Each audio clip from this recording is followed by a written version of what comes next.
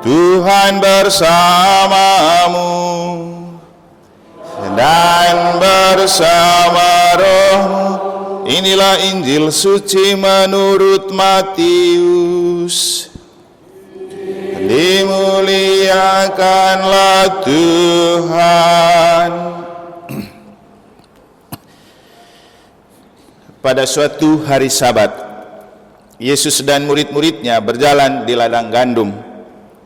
Karena lapar, murid-muridnya memetik bulir gandum dan memakannya. Melihat itu, berkatalah orang-orang Farisi kepada Yesus, "Lihatlah, murid-muridmu berbuat sesuatu yang tidak diperbolehkan pada hari Sabat." Tetapi Yesus menjawab, "Tidakkah kalian baca apa yang dilakukan Daud ketika ia dan para pengikutnya lapar? Ia masuk ke dalam bait Allah, dan mereka semua makan roti sajian yang tidak boleh dimakan kecuali oleh imam-imam. Atau tidakkah kalian baca dalam kitab Taurat bahwa pada hari-hari Sabat imam-imam melanggar hukum Sabat di dalam bait Allah namun tidak bersalah? Aku berkata kepadamu, di sini ada yang melebihi bait Allah. Seandainya kalian memahami maksud sabda ini, yang ku kehendaki ialah belas kasihan dan bukan persembahan, tentu kalian tidak akan menghukum orang yang tidak bersalah. Sebab Anak Manusia adalah Tuhan atas hari Sabat."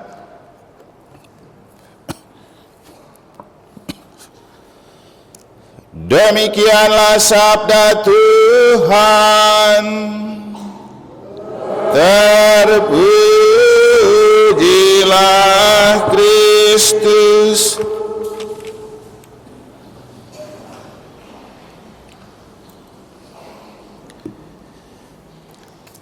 Rahim dan kandungan Santo Petrus Negara telah membuat saya makin dewasa dalam iman, dewasa dalam imamat. Para suster, Bapak Ibu, saudara-saudari, adik-adik dan anak-anak sekalian yang saya kasih dalam Tuhan, itu adalah kesimpulan yang akhirnya saya buat ketika merefleksikan seluruh keberadaan dan pelayanan saya selama 9 tahun 2 bulan di paroki ini, terhitung Mei 2015 sampai Juli 2024.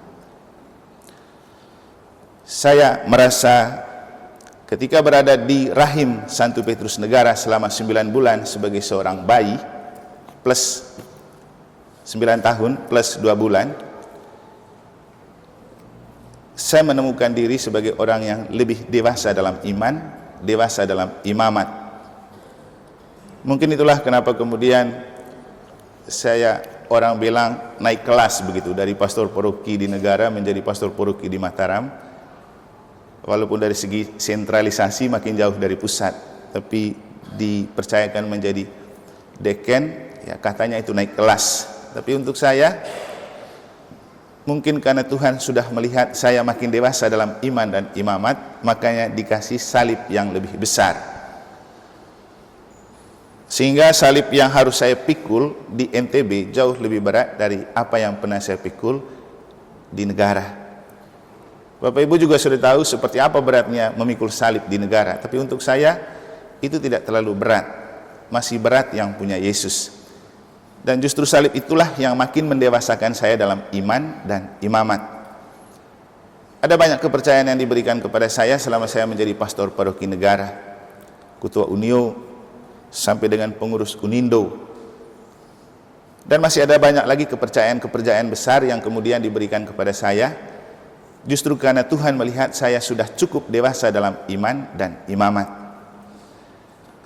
Satu kali ada seorang bapak tua yang menjadi sesepuh dan orang-orang pertama yang hidup di Gereja Katolik Paroki Santo Petrus Negara, ketika saya ke rumahnya dan mengatakan begini, "Romo, saya berharap Romo tidak cuma 1 periode di sini. Kenapa? Dengan cara Romo menggiring kami ke gereja dan mencintai Ekaristi dengan khotbah-khotbahnya, kami memang butuh untuk kami mempunyai iman yang kuat dalam pendasaran. Maksudnya, kalau bisa Romo 6 tahun di sini, supaya kami itu seperti anak SD, tamat setelah iman kami di sekolah dasar itu kuat dan hebat. Akhirnya berjalan 2 periode. Ternyata Tuhan kasih bonus lagi 1 periode. Dan Bapak tua itu merasa sangat senang, karena dia merasa bahwa dengan ditambahnya saya 3 periode itu, doa novenanya terkabulkan. Supaya kalau bisa Tuhan kasih tambah 3 tahun lagi Romo Eman di sini, supaya kami bisa tamat SMP dalam iman. Rasanya Tuhan sudah melihat cukup untuk Anda, cukup untuk saya. Karena segala sesuatu ada waktunya, ada waktu untuk bertemu, ada waktu untuk bersama, ada waktu untuk kita beralih. Jadi semua demi waktu yang bergulir. Nah, di misa perutusan ini, apa yang saya dapat maknai dan juga bisa saya bagikan untuk kita maknai bersama, terkait dengan keberadaan kita, entah di mana saja kita berada dan diutus. Saya sendiri merasa tertarik dengan kisah Hizkia dalam bacaan pertama, seorang raja di Yehuda yang ketika dia sakit dan hampir mati, Tuhan menyuruh Yesaya memberikan berita bahwa dia sakit dan akan mati.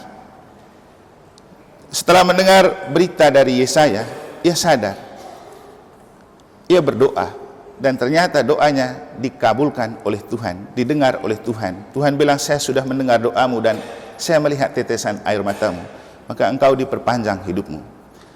Apa yang saya dapat maknai di sini? Saya ke negara bukan karena pilihan, tapi karena perutusan. Kalau memilih, mungkin saya tidak memilih di negara, saya memilih di tempat lain. Tapi Tuhan mengutus saya ke sini. Entah Anda terima atau tidak, suka atau tidak suka, silakan Anda berdoa kepada Tuhan. Tapi untuk saya datang sebagai utusan, persis seperti yang dikatakan oleh Nabi Yesaya, ini aku, utuslah aku. Dan itulah prinsip seorang imam. Tidak-tidaknya saya pribadi memegang prinsip itu. Kemanapun diutus, siap. Makanya saya tidak pernah neko-neko kalau diminta, Romo nanti tugas ke sana, silahkan. Kalau Bapak Uskup percayakan saya dan saya dibutuhkan di sana, saya siap. Saya tidak akan pernah neko dan menolak. Karena itu bagian dari keberadaan seorang imam, harus selalu siap diutus kapan dan dimanapun, dengan kondisi apapun. Jadi imam itu tidak mencintai zona nyaman, tapi mencintai semua zona untuk membangun kerajaan Allah. Dan apa yang terjadi dengan Yesaya? Dia datang berbicara tentang apa yang Tuhan sampaikan. Maksudnya apa? Untuk orang sadar, bukan untuk orang makan hati. Dan saya juga jujur mengatakan bahwa ketika saya mengkritik, menasihati, bahkan juga mungkin Anda merasa disakiti karena khotbah-khotbah saya, ya semua karena dibingkai oleh kasih sayang, bukan karena kebencian. Persis seperti yang dilakukan oleh Nabi Yesaya, dia perlu menyampaikan apa yang Tuhan sampaikan supaya orang sadar dan berdoa. Jadi itu intinya. Ketika saya menyampaikan sabda Allah, itu membuat Anda sadar dan berdoa, bukan membuat Anda ngamuk, ngomel, lalu tidak ke gereja. Karena itu tidak mendatangkan keselamatan. Persis seperti Hizkia, ketika dia taat, dia kan seorang raja, dia dengar apa yang Yesaya bilang, lalu kemudian Tuhan mendengarkan doanya. Bapak Ibu juga begitu. Siapapun yang diutus ke sini, diutus oleh Tuhan. Anda perlu dengar katanya, sabdanya, karena dia berbicara atas nama Tuhan untuk membuat sabda itu hidup dan bisa Anda maknai. Tapi kalau Anda sudah mulai dengan rasa tidak suka, mempersoalkan khotbahnya, Anda tidak akan pernah selamat, tidak mendapat rahmat. Jadi butuh kesetiaan dan ketaatan. Ya, kalau saya tetap setia dengan tugas saya. Ada orang yang bilang begini, Romo boleh bisa lebih diperhalus lagi kalau khotbah. Saya bilang saya punya karakter seperti itu. Kalau saya dirubah, berarti saya merubah karakter saya. Jadi memang seperti itu karakter saya, tidak bisa diubah. Dan Tuhan sudah membentuk saya dengan karakter seperti itu. Tinggal Anda perlu memahami bahwa itulah Romo Eman. Yang kedua, ketika referen Mazmur menulis, Tuhan, engkau telah menyelamatkan hidupku. Dan saya merasa memang Tuhan yang menyelamatkan hidupku selama di negara 9 tahun 2 bulan. Bapak Ibu tahu apa saja gejolak yang terjadi. Banyak sekali. Dipersoalkan, dihina, dicaci maki, di macam-macam, semua sudah saya alami. Dihadapkan ke kejaksaan, dihadapkan ke inspektorat, semua saya alami. Dan akhirnya saya berpikir saya beruntung menjadi imam di negara. Karena saya satu-satunya imam yang dihadapkan dengan jaksa, inspektorat, diobok-obok, dicaci maki, ditolak. Tapi untuk saya itulah yang mendewasakan saya dalam iman dan imamat. Saya bersyukur dan beruntung pernah berada di negara, karena pengalaman-pengalaman itu membuat saya makin hebat dalam karakter. Dan kemudian apa yang referen Mazmur bilang, Tuhan engkau telah menyelamatkan hidupku, persis. Ada banyak orang yang bermaksud tidak baik, ada orang yang bermaksud ingin saya cepat pindah-pindah, tapi kan dia bukan Tuhan. Saya kesini karena Tuhan, jadi saya lebih percaya pada Tuhan dan mempercayakan diri kepada Tuhan.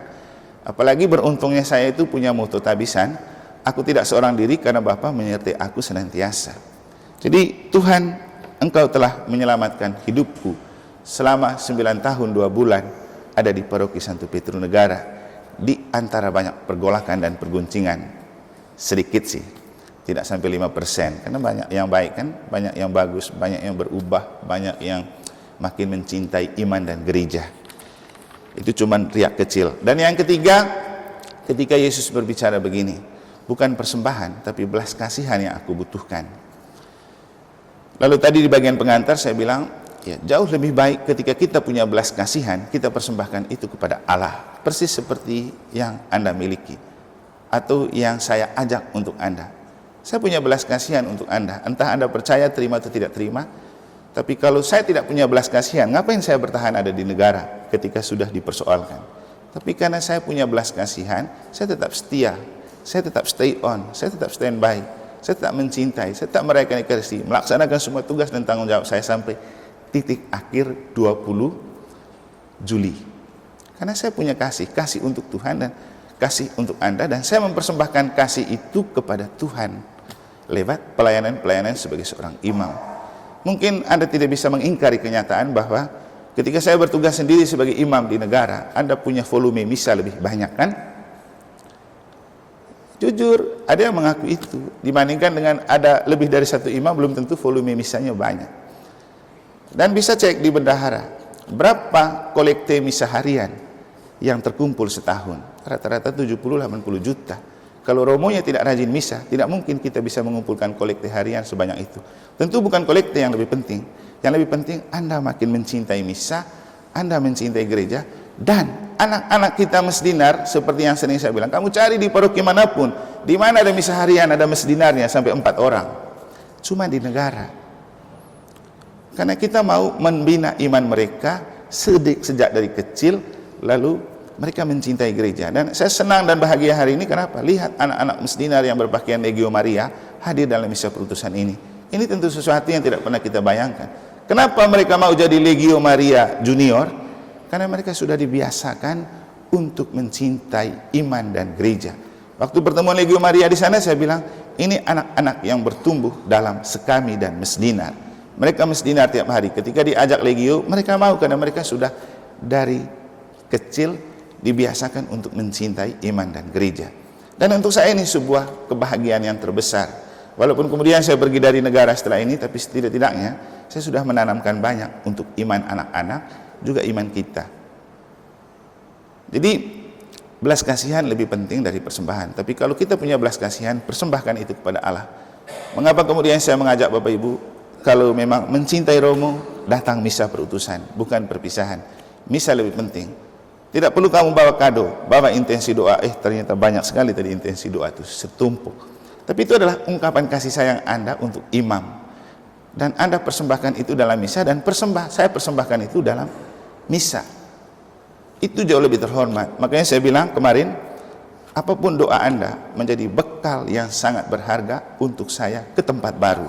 Saya akan bawa ke tempat baru, dan tulisan tangan Anda menjadi doa untuk saya ketika setiap kali saya berdoa. Karena apa yang Anda tulis di situ adalah cerminan dari pribadi dan kasih sayang Anda untuk saya di tempat tugas yang baru. Makanya saya bilang saya tidak mau perpisahan, karena perpisahan itu mengandung arti kita dipisahkan dan tidak akan bertemu lagi. Tapi kalau perutusan, saya diutus tapi kita masih bisa bertemu lagi. Dan memang akan terjadi seperti itu. Besok-besok mungkin Anda nikah, Anda ada misa, undang lagi Romo Yaman, kan kita bertemu lagi. Lalu mana perpisahannya? Siapa tahu lagi setelah dari Mataram saya kembali ke sini lagi, kan percuma kita perpisahan. Yang pasti kita akan bertemu lagi. Kalaupun tidak pindah lagi ke sini, setidaknya kami imam tuh akhirnya kita bertemu di Palasari, karena kuburnya di sana. Jadi tidak perlu berpisahan. Yang ada kita saling mendoakan dan mendukung dalam perutusan. Kita perlu beralih tugas dan tempat perutusan. Kita perlu move on dari kenyataan, karena kata pengkhotbah, segala sesuatu ada waktunya. Dan lagu ini mungkin bisa menjadi sebuah kenangan terakhir untuk kita memahami bahwa perpindahan itu karena bergulirnya waktu. Kalau waktu tidak bergulir, maka tidak ada perpindahan. Tapi tidak usah takut, kemanapun kita berada dan diutus, Tuhan itu satu dan sama. Tetaplah mencintai Ekaristi, karena itu adalah harga mati yang selalu mempersatukan kita dalam Tuhan yang kita imani, dalam gereja yang satu, kudus, katolik, dan apostolik.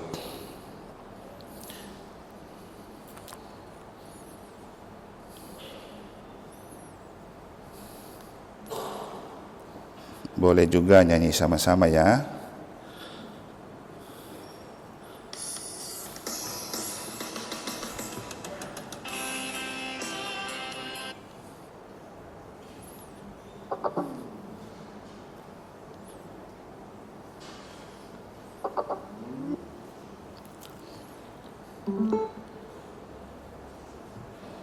Ini speakernya sudah dikemas tadi, tapi karena penampilan terakhir jadi bongkar lagi.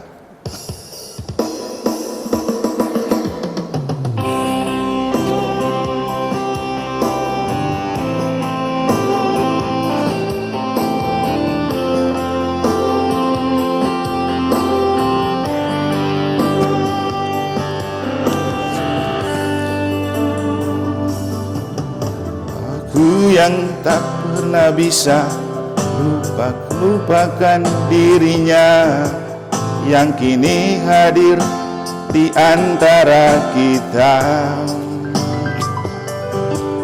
Namun ku juga takkan bisa menepis bayangmu yang selama ini temani hidupku. Mu itu umat negara maksudnya ya. Maafkan aku menduakan cintamu, berat rasa hatiku tinggalkan dirinya. Dan demi waktu yang bergulir di sampingku, maafkanlah diriku sepenuh hatimu. Seandainya bila ku bisa memilih,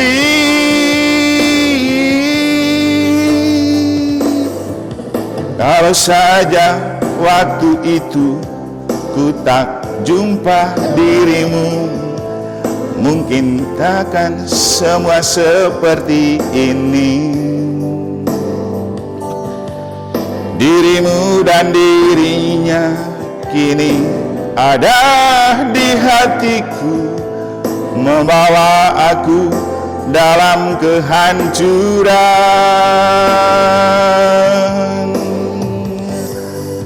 Maafkan aku menduakan cintamu, berat rasa hatiku tinggalkan dirimu.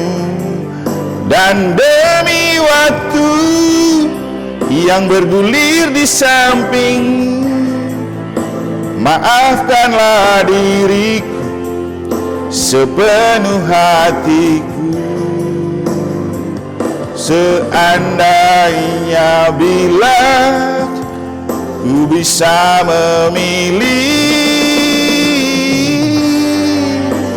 Oke. Di waktu yang terakhir ini paling penting untuk kita adalah saling memaafkan, karena belas kasihan harus membuat kita saling memaafkan. Persembahkan diri kita. Anda semua yang ada di negara, juga saya akan bertugas di tempat yang baru ke dalam belas kasihan Allah. Bila kita selalu bersatu dalam belas kasihan Allah, waktu lalu tidak menjadi dibatasi oleh ruang dan tempat. Semoga Tuhan memberkati kita.